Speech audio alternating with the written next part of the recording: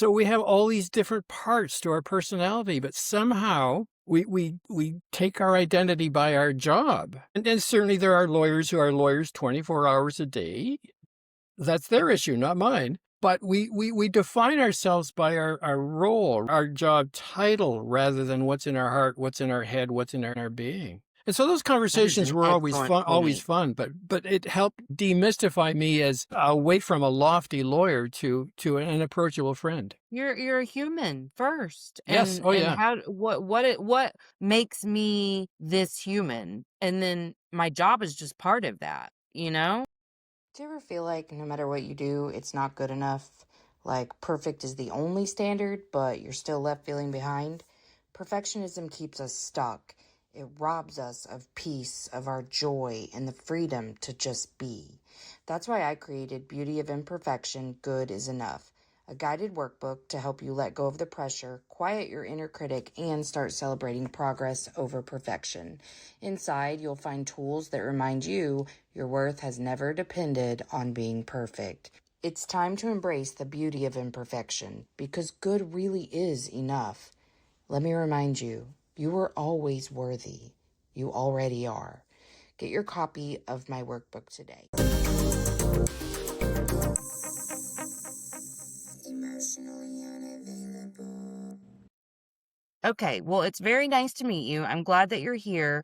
And when I was looking over your Podmatch profile again this morning, I kind of always just look at it and see like which direction I want to go based off what tugs at my heart that day. And something that you said, I want to look at it again. It was how can highly sensitive people succeed in an insensitive world? Because you do a lot of work with is is entrepreneur an okay way to put that, or just small business owners, or Yeah, my target niche is I consider them service professionals, self-employed professionals like coaches, consultants. yeah, Um, okay. and the reason for that is that like me, many of those folks really didn't want to be an entrepreneur. We'd rather help clients than run a business. So an entrepreneur is kind of a by default that the main thing is client service. Yeah, okay, that's an excellent way to say that. And I feel like that's almost like the logical step for most people who are doing like heart-centered work, you know? Oh, Like, because exactly. you make like a really big impact and you start to realize, because I've kind of been in that spot too, where you start to realize like the one-on-one is only going to get you so far. And so anyway, we don't have to go down that rabbit hole. But um I I I've had a few people on that really talked about just sensitivity and highly sensitive people. And I think it's always a topic that's worthy to come back to because, well, I'm probably projecting because I was called too sensitive my whole life because you know how it is when you're around Oh, emotionally yeah. unavailable people and they Oh, can't yeah. handle feedback to their insensitivity. Oh, yeah. Oh, And yeah. so that was a really big one for me. And even in work, when I didn't work for myself before, I mean, I found myself forced into this very masculine energy in life and in work because I was so sensitive and in all kinds of ways, energetically, but just my little tender heart was so triggered by people who I deemed as mean.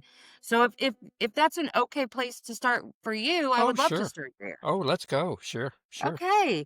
So what do you classify as highly sensitive? We'll start there because I've heard it said a few different ways. Well, there's all sorts of new information on it. I guess Elaine Aron's book 20 years ago kind of set the parameters.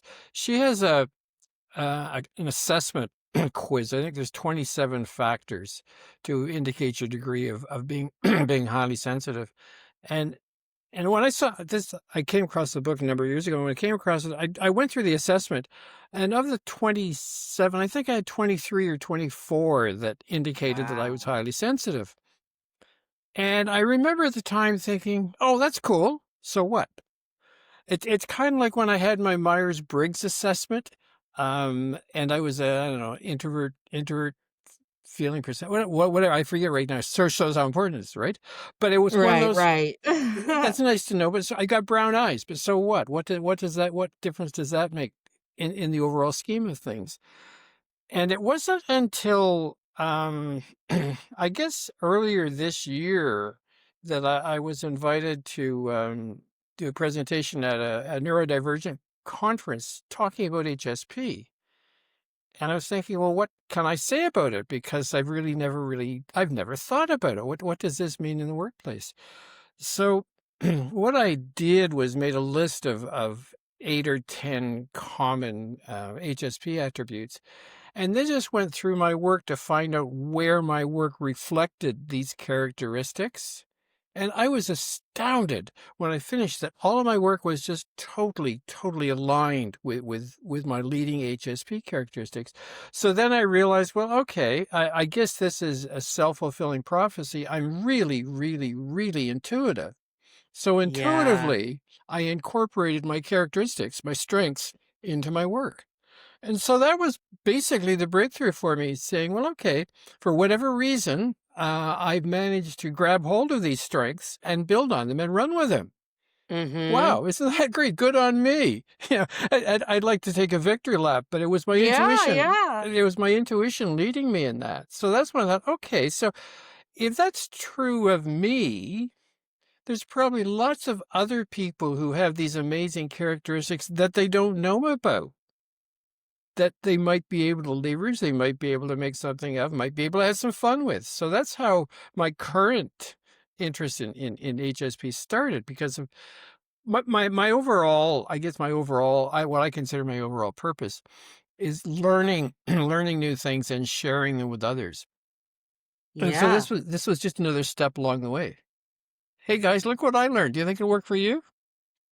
You know what's crazy is I identify so much with that. Like I say that all the time. Like that was my purpose has always been the same in that like I go through something, I figure it out and then I share it with others, but it wasn't until about maybe 6 months ago that that was the language I started Oh using as yeah, I yeah. started to really understand like, oh, each new step, like I'm going to learn a lot of different stuff. It's not just that, it's not just that. It's a lot of stuff that I Oh learn yeah. and it's important that I then share that with others through a specific modality of storytelling. Like that's where my gifts seem to lie. And so anytime someone says that about themselves, I'm not I guess I'm not that surprised because I feel like we find our way to each Yeah. other Oh yeah, anyway, yeah. you know what I Oh mean? yeah, yeah. And the interesting thing is that you talked about the words. It's a combination of of finding the words that accurately describe the situation and having the confidence to say it. Yes. I mean, Yeah. it's taken me a long time to get to the point that I can talk about it without being, without saying, "Oh, excuse my being woo woo" or something like that. It's taken a long time to really Exactly. grab hold of it. Mhm. And Yeah. it's yeah, and it's an ongoing kind of a thing. So and this is and this is part of it. Doing these podcasts is part of it. Part of helping other people learn learn what we've learned without our issues, without our problems. Right, exactly. And I think you saying that out loud makes me realize, A, I do still quantify and clarify things under the woo-woo umbrella all the Oh time yeah, because I'm still learning to stand in my authenticity for that. yeah, Because for a while I didn't talk about like astrology or spirituality very much at all. And I didn't, I mean, some of that was because I was begging people I knew to come on my show because, you yeah, know, in the early days, it's hard to figure out how to get guests. I didn't even know Podmatch was in existence. right. So, you know, it took a while. But then even as I did, you know, I would consider cutting certain things, which I really have never edited very much out ever. But I would really sit and ponder, like, should I? And that's been a real evolution for me, but I appreciate, like, you talking that is vulnerable still to say, "I used to be embarrassed," or whatever word you wanna use for it, you know, it feels vulnerable to share those things with people sometimes, so I appreciate you acknowledging that. Well, thank you. And it's It's been a long journey, for me. I've over the past few years, I've recognized the value of authenticity, and it's really increasingly important for me to be my authentic self, and that includes saying things like I'm HSP. It includes Mhm. saying things like I'm really intuitive. It includes saying things like I believe in a higher power than myself, which Mhm. opens up a whole can of worms that a lot of people would rather avoid. And I'm Right. thinking, well, yeah, okay, maybe some folks are uncomfortable with a higher power, but hey, it's been around for a long time and it's helped a lot of people. So that's kind of like, losing the baby with the bathwater. It's a horrible expression, but a lot of people are missing out on some great stuff because some of some built-in stupid biases. Absolutely. Yeah, And and I think there's so much fear around if you think about, like, just how much we try to avoid pain as humans, and that being kind of our default state is to try to avoid pain without, like, if you're not living in a very conscious way, that's right, kind of what you're right. gonna do. I feel like, if you are a person who has a complete lack of belief, that is the reason why. Like, the idea of believing in something and being wrong just is insurmountable. You know what I mean? That's interesting. Yeah. Yeah, yeah. Interesting point. Yeah. Um, I, I, I, I don't really know what to say. A couple of earlier in the month, I guess last month, my my wife's sister died. It was through medical assistance. Medical assistance in dying. We have that in Canada that you can get a doctor's approval and I didn't doctor. know that you have that there. Okay, yeah. And so this was a maid death, and for a variety of reasons, I've been helping clean out the apartment and look after the estate because that's the way mind works. If there's a problem, let's solve it. Let's not sit around Mhm. wring our hands. And I've been going through her stuff, and it is just and it's over now. I mean, the auction we had an auction, and everything's gone. So we're into the dull, boring legal part of it now. But as I'm going through her things to sort things out for the auction, I'm seeing all these really attractive little things. I'm all sorts of little items like miniature collections and all sorts of things. I didn't see or feel any happiness. And I'm thinking, this is so sad. I mean, this lady has spent 75 years. All she's leaving is these things she's bought. There is no joy Mhm. there. There is no element. There's no energy, no feeling of anybody having been here. And I'm talking about my legacy, and I want to do this and leave this for that. Not in terms of leaving into physical things, but leaving ideas and thoughts and inspiration. So here's Mhm. my mindset going crazy, saying, where is the loving memory? Where is all this kind of thing? Very vehemently opposed to religion because she didn't like a Sunday school teacher. Yeah. And Yeah. how sad. I mean, yes. And so when I think about higher power, um, it's unfortunate when people, as I say, have just kind of cut themselves off from such a powerful resource. And, Absolutely, because, like, I have absolutely left religion and Christianity, but I'm very spiritual and very much believe I'm connected to something far bigger than me. I don't know how you can have I mean, I'm not saying this out of judgment. This is a legitimate wonder that I have sometimes, how you can get through some of the things we experience as humans without a belief that there's a higher purpose for experiencing it. oh yeah, Like, I have to constantly be like that. I have that faith that I'm fundamentally supported in my oh endeavors. yeah, yeah, yeah, So if I didn't have that, oh, I don't know how I'd make it. yeah. Totally agree. Totally agree. It's well, the holistic approach is body, mind, and spirit. And if you're Mhm. denying the spirit, it's like a tripod with two legs. It's not going to Absolutely. it's not going to stand too well. Yeah. Well, and I feel like, it really helped me to lean into so much because there was some science to back it up too. Like, that I could hear people talking about things that could translate into a scientific understanding also. I didn't need it per se, but it did help me to be more vocal about it. Like, yes, this is woo woo, or there's a scientific principle that can also back it up in terms of energy. You know what I mean? But like, like I said before, I'm getting much more comfortable just being like, you either are a person who can take what resonates and leave what doesn't, or you just turn my show off. Like, Oh whatever it yeah. is, whichever Yeah. category you fall under, that's Oh okay. yeah, yeah, yeah. We don't we don't we don't have to have everybody in the world like us, nor do we have to Exactly. like everybody in the world. Yeah, but, as a recovering people pleaser, I can say that and I can mean it, but man, when I run into it, it's like, it's okay if they don't like you. It's okay if they don't like you. Like, Yeah. I have to really work through it still Yeah. because I won't even like them either, but I don't like that they don't like me. And so then all of a sudden I'm conjuring up like better feelings for them than I originally had Oh just yeah. because I know Yeah. they don't like me. Yeah.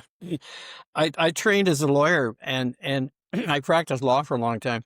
And I firmly believe that everybody's entitled to a lawyer, but it doesn't have to be me. Right. Exactly.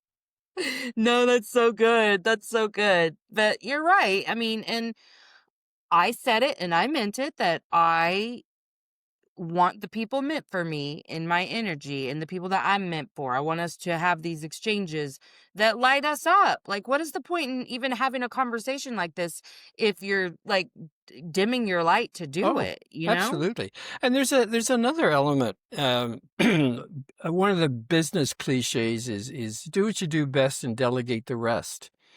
And that's, it sounds elitist and all that kind of stuff, but it really isn't.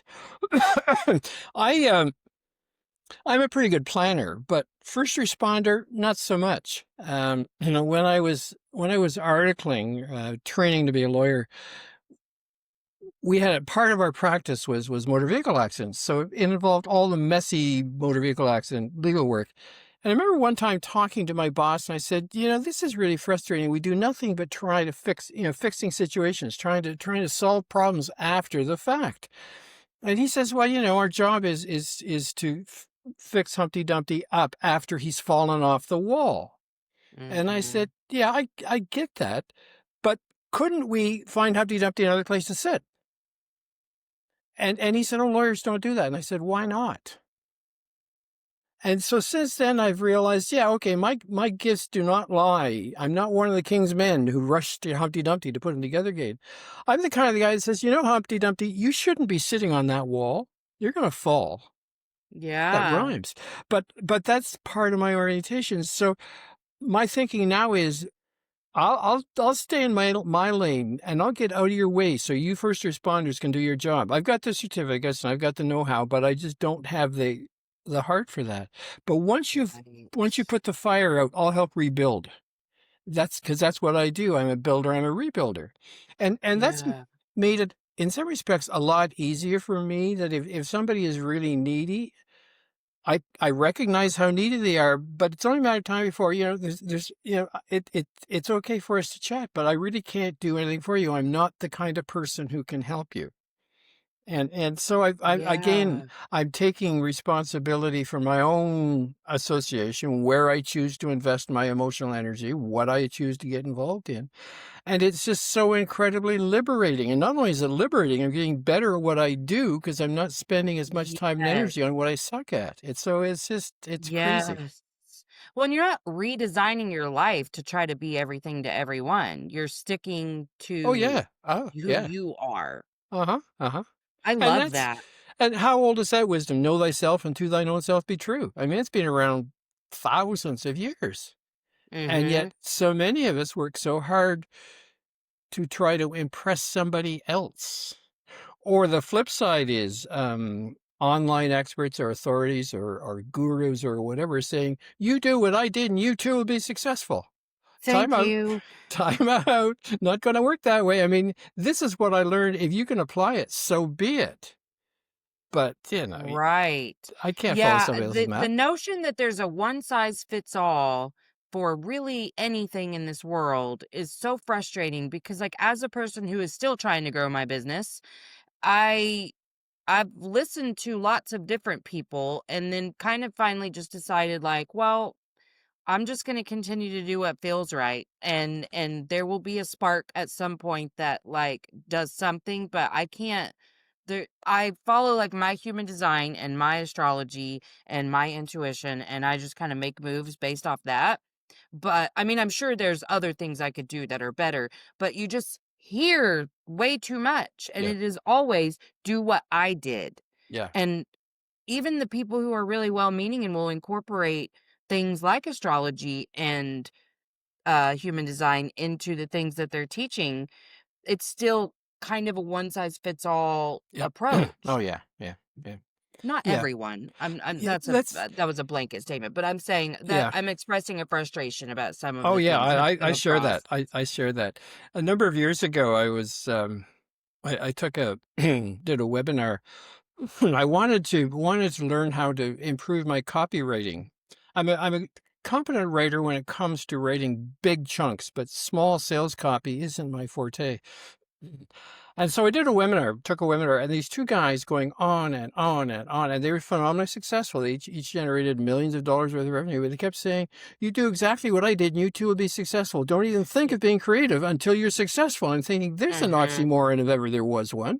And I was just mhm. so frustrated with that I went for a walk to burn off my frustration. And I found myself thinking, I'm in a people business. I work with people, I serve people.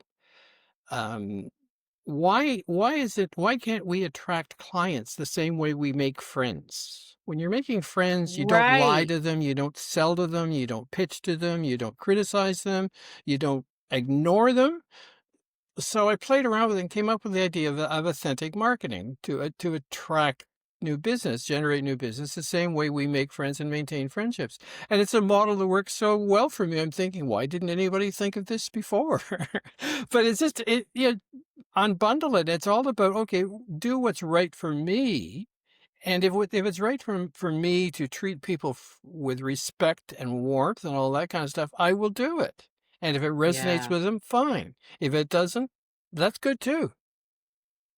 No, I love that. And that's what I'm doing. I mean, to the best of my ability, I feel like I'm still learning online spaces kinda, and how to be myself in Yeah. online spaces. Not that I'm being trying not to be myself, but I just feel like there's a barrier to Oh yeah. making friends Yeah. or what, you know what I mean? Yeah. Because Yeah. like sometimes I wonder, because I just don't like making videos. I just don't Oh, like I it. don't I don't either. mind sharing clips of the podcast because that's genuine. I Right. love being genuine. But like in terms of getting on, even if it's not scripted, and it kind of has to be for me because I'll go off on a tangent and your videos can't be that long. So Exactly. I've got these bullet points I'm trying to hit. I don't like it. It feels so inauthentic to Oh, me, I hear and I you. don't want I to do hear you. anything that feels that inauthentic, you Yeah. know? I've had the same frustration, and it's interesting. I'm using ClickFunnels, which is a really really good sales funnel, and part of the feature is what they call a video sales letter, which is a video pitching the content to come. And I just recorded one this morning, as it turns out. But I hate talking heads. I hate shooting videos, so I'm using narrated slideshows. So You are. what I do is write an article, as if I'm telling somebody a story. And then I block it down into little chunks. And then I go online and I get stupid little clip art, stupid little pictures and everything. So that when I do it, it's a narrated slideshow. And I I've sometimes been I can be thinking really about silly, that. but there again, that shows part of my personality. Right. We learn by seeing as well as we do by hearing. So You're so right. so when we're using a slideshow, we can build in a list or we can build in a picture of something. I use the image. I told a story of moving from the suburbs of Toronto to downtown Toronto and the big change. And I said, there's something like four libraries and two universities within walking distance of me. That sounds pretty okay, right? I Mhm. got pictures of each of the libraries and each of the universities and had it there.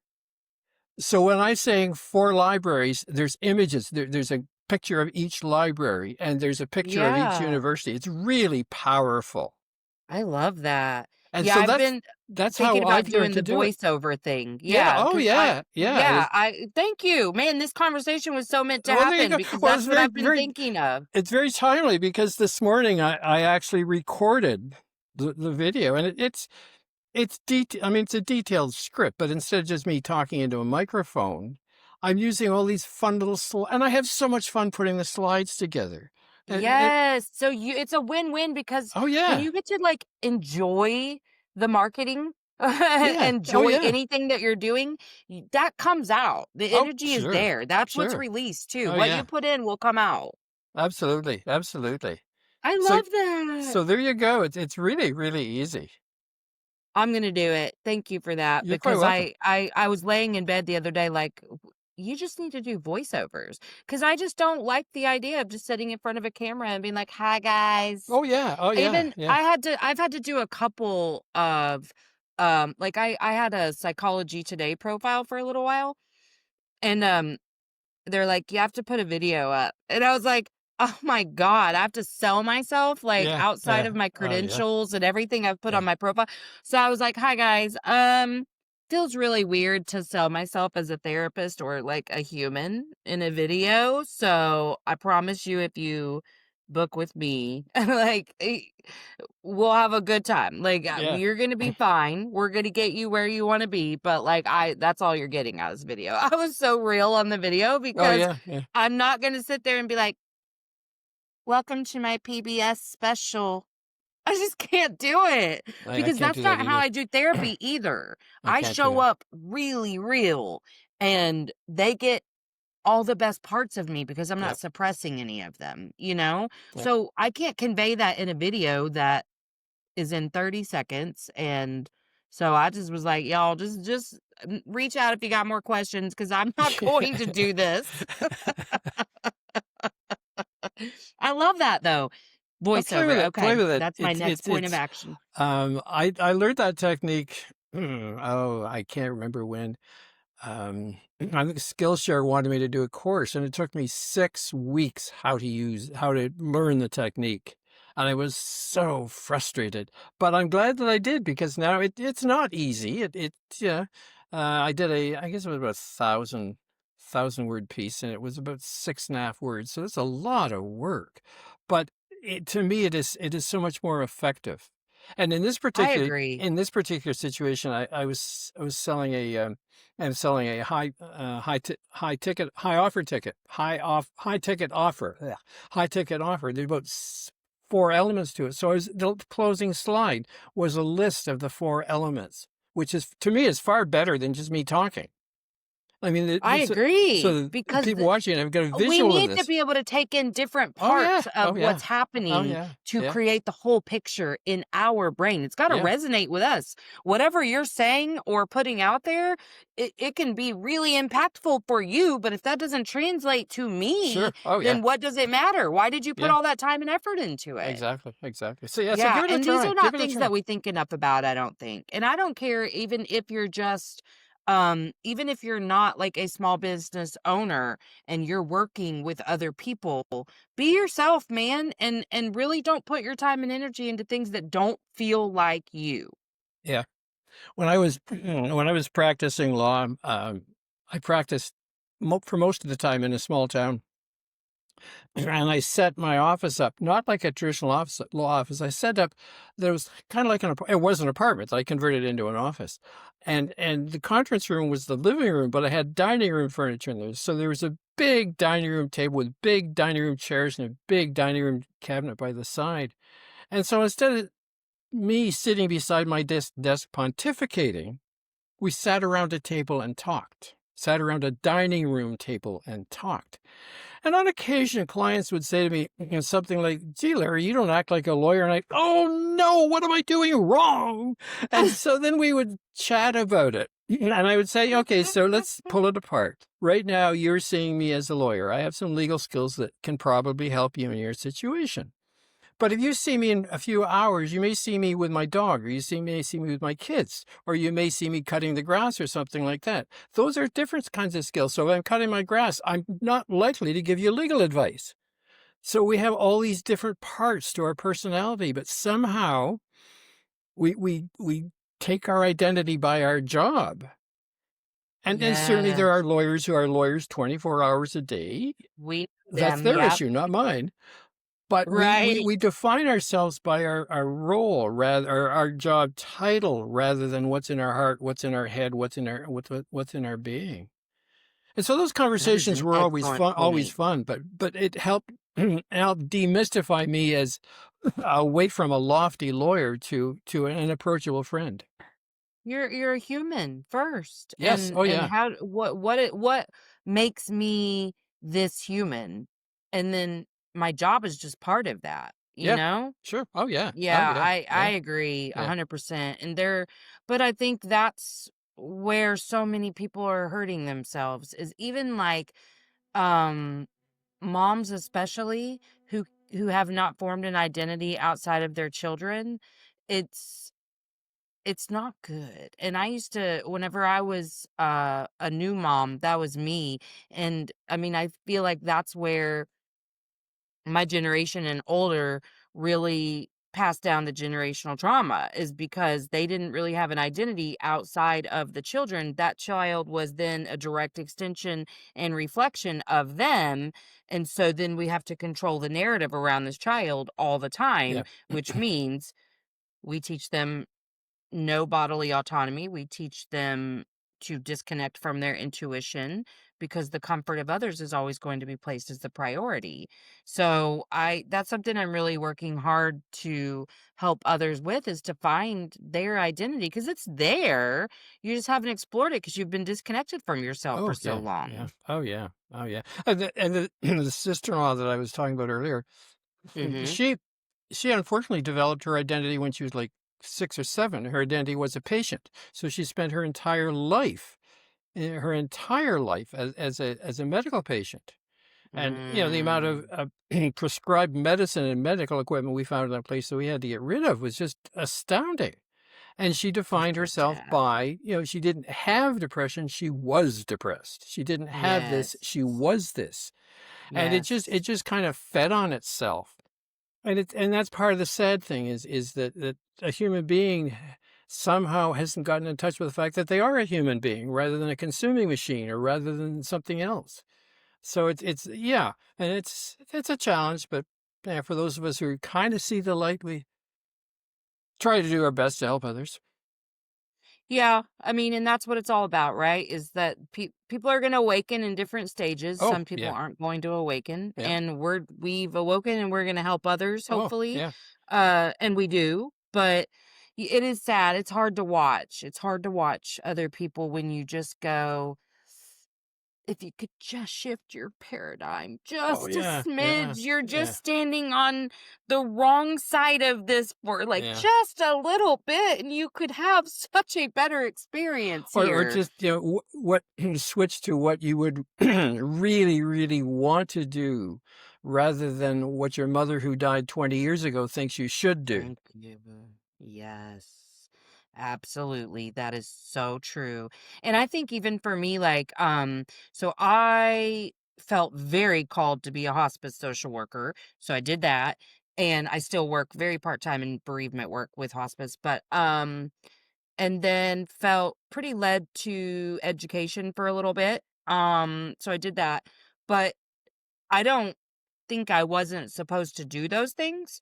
But then I got to a place where all of that prior learning of my people skills and all the things that I had learned how to handle crises with families, all kinds of stuff, got me to a place where I was like, okay, I no longer want to do these things for other people in terms of working for others. Like, I should have, that's probably not the right way to put it, but like, I did start to feel that pull of like, it's time for you to be on your own, like Mhm. to do this in a bigger way. Um, but I don't feel like the things that I've done professionally were unrelated to my purpose. I've really like felt lucky my whole life to know what my purpose was, because in college, I knew I was gonna go into some sort of counseling field. I just needed to pick one. Like, I Yeah. didn't there were a lot of options, obviously, so I had to choose that, but once I did, that was easy. Like, okay, I have a path, great. Whereas I know a lot of other people in their adolescence and young adulthood really struggle with that part. I never did. I always knew. I had some little whispering to me when I was like 4, and then again at like 13, 14. I knew, like, I was super solid in what I was supposed to do on this Oh, earth. that's amazing. Um, it's crazy, but it is. That's what Yeah, happened. that's But amazing. That's like, great. I felt like, okay, it's time to fulfill that bigger part though. Like, stop being so scared to put yourself out there, because yes, I don't have any regrets for living my purpose in that manner at that time, but I just felt that call for more. You know Yeah. what I mean? Oh yeah, yeah. Well, we had to have been where we were in order to be where we are. You know, we had to go through Yes. some of those things in order to be where we are now. It's interesting hearing you talk about that. When I periodically get asked, "What did you want to do when you were 3?" Well, as it turns out, I can remember that fairly well. I wanted to be a garbage man. I thought garbage men were so cool. And the family story is the time that Larry took the kitchen garbage and scattered it around the house, and the family was not happy with that. I kind of got Oh the my God, process I mixed up love just a little bit, that. just a little bit. But I went on, and I never really knew what I wanted to do. I was a lawyer by default. I guess it wasn't until I wrote my first book that I thought, yeah, this is what I'm here for. But when I look Mm. back, I realize every single job I've had, there has been an element of cleaning up messes. As a lawyer, I've cleaned up more than messes than I can imagine. Uh-huh. As a consultant, as a coach, so the imagery of cleaning up a mess, yeah, it was there. I just didn't recognize it. So the Isn't that process was there all the way funny? along. Similarly, one of the questions I get quite often is, when did you realize that you liked helping people? And the first time I heard that, I thought, but now I realize, okay, it was when I was a camp counselor. Yeah, I was a camp Oh. counselor so I could be outside all summer. I didn't want to work inside, so I was a camp counselor so I can be outside. So I taught kids how to swim, how to use a bow and arrow, helping, teaching, that kind of thing. And that's carried through as well, regardless of the role. Oh. So it's, yeah. Is it neat to look back and see that Oh, thread yeah. Oh, through yeah. all of it? The Yeah. cleaning up messes, the helping people. I Oh, love that oh, because oh, I yeah. don't think like that all the time. So I could probably look back at all kinds of things and do that too. I love that. Yeah, I have I to admit, love that you wanted to be a garbage I'm man. not totally altruistic. I didn't realize this at the time, but now, Sure, sure. now with the advantage of looking, understanding everything I've done and seeing it as a whole, yeah, there's been a consistency there. There's been a consistency there, and obviously, it's learning something and passing it on, because I didn't instinctively learn how to swim. Somebody taught me how Right. to swim. Right. And riding a bicycle, the same thing. And again, those are two good examples, because very seldom when we're learning something are we perfect the first time. Right. That we just, okay, yeah, take a look at kids learning to walk. How many times do they fall before they can do it? So we kind of have Mm-hmm. to keep at it till we get a little bit better, rather than say, oh, I can't do this, I'll do something else. Absolutely. Ooh, I love that.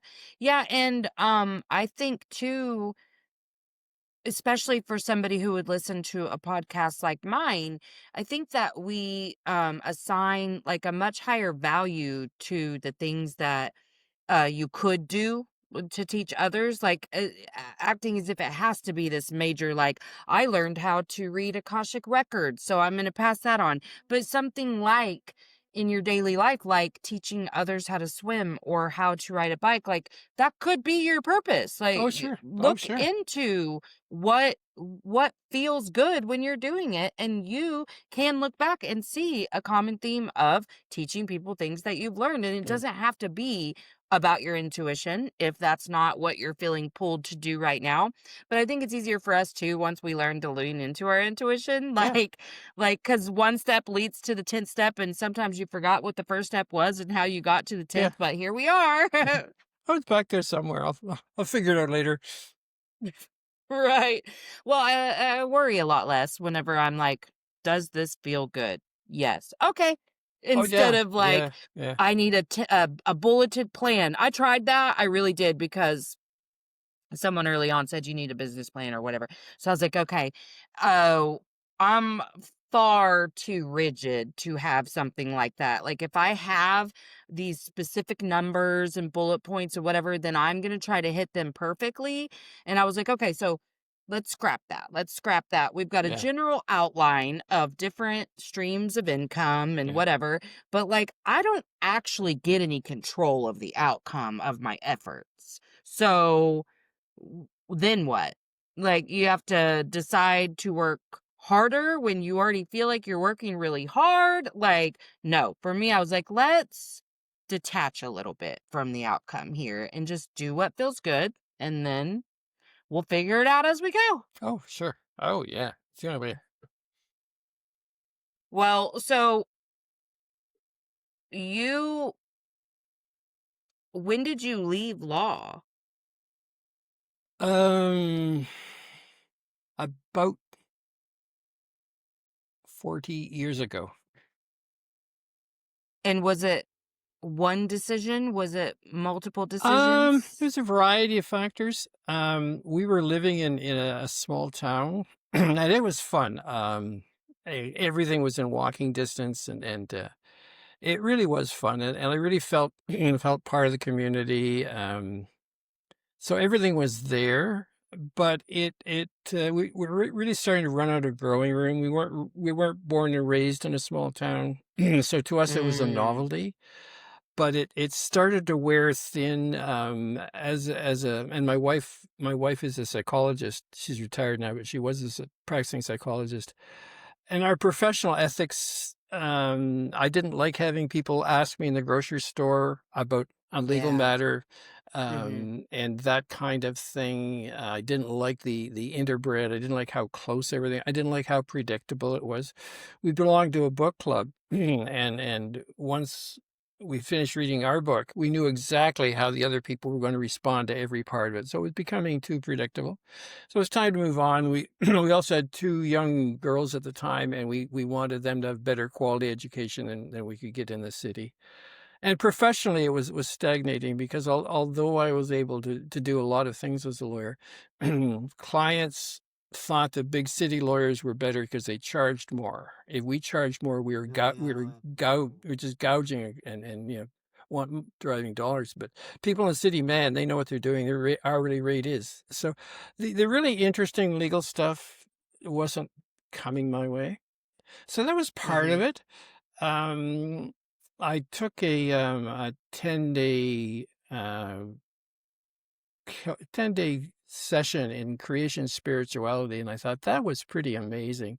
So we decided I was going to take a sabbatical and go to Oakland, California, get my master's in spirituality of all things, and come back and do whatever felt right. And that didn't work out, so we wound up in Toronto.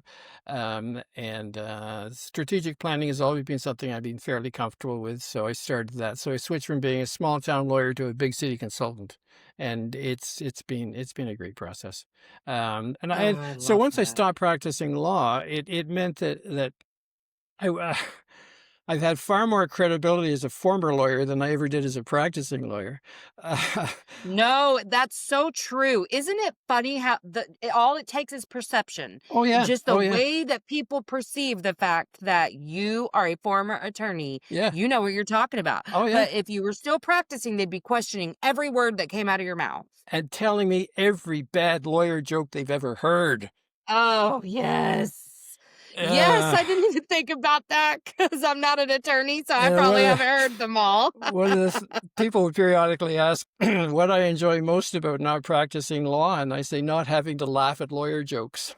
Oh, bless your heart.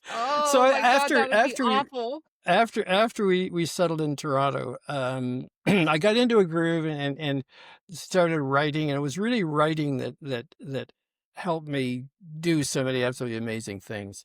So it was once I embraced writing and really grabbed hold of it. And I was fortunate because at the time, my wife had been out of the workforce long enough that she wanted to get back in. Our kids didn't need two adults at home most of the time, and so she wanted to get back into what she loved doing. So I kind of backed on. I didn't work as hard, and I did consulting and then got into writing. And she was just loving being a school psychologist. It was just her. Well, right now she's off for lunch. She's been retired 10 years now, 15 years. She's off for lunch with some of her colleagues. So she just loved that Yeah. scene. So it gave her a chance to get back doing what she would love doing, generate the dollars to live in the city. And I had the time and the space to write and create and do those kinds of things. So that's how that came about. And I love it's worked that. out well for each side. I love that so much. Man, I've really enjoyed this conversation with you. I appreciate you being here so much. Before we wrap up, is there anything you feel like you didn't get to touch on that you'd like to? Anything you want to shout out about what you're doing? Okay, However you want to end it, we are good to do sure. whatever you need to do. Couple of things. I'm very aware of time. I don't like stealing people's time. I don't like doing that kind of thing. So, by way of by way of thank you for people who've tuned into the podcast, there's two thank you gifts on my website. Just go to my website larryeasto.com, and there's some questions there on the front. One gift is 26 ways for service professionals to get new business. And it's a free download. Just click the button and instant download. It's ways for service professionals to find new business. 26 ways being A to Z. Kind of a fun book. And the other is New Beginnings, New Opportunities, which is another interesting book. It's just, I wrote it during the pandemic and upgraded it last year. And the point of that Yeah. is to help people let go and move on. When something bad Yeah. happens, move on with it. So both of those books are free. And I'm Wow. working on a couple of things to be launched in September. So regardless of when this airs, they can find out about visitors can find out about it on my website. LinkedIn is also my only social media. I don't like Okay. social media, so I'm on LinkedIn. I've been quiet most of the summer, but that's fine. There's lots of good stuff there. Yeah. Awesome. Well, I'll be checking it out for sure. That's the great thing about having a podcast where really cool people come talk to you is you get access to all of their stuff because then you know Absolutely, about it. absolutely, absolutely, And I'm a person who takes advantage of that. I sure do for because sure. I'm trying, Good Larry. stuff. Good stuff. Good stuff. Well, I have loved having you. This was Sincerely, fun. I think we're only like 2.5 to 3 weeks out from airing because I had several cancellations in the last few weeks, so I don't think we're too far out. But Okay, I'll try to let you know by the day before that it's going to awesome. air. But I do keep up with the pod match dashboard, Okay, so whatever I put in there should be fairly accurate for good as far stuff. as release date if you look. Awesome, So awesome. Well, this is fun. awesome. Thank you so much. Absolutely. Hey, don't hang up. I'm gonna stop recording and then we'll let it'll take just a minute for you to Okay. Yep. upload. Thanks for coming to Emotionally Unavailable. If you haven't already, like, subscribe, and share.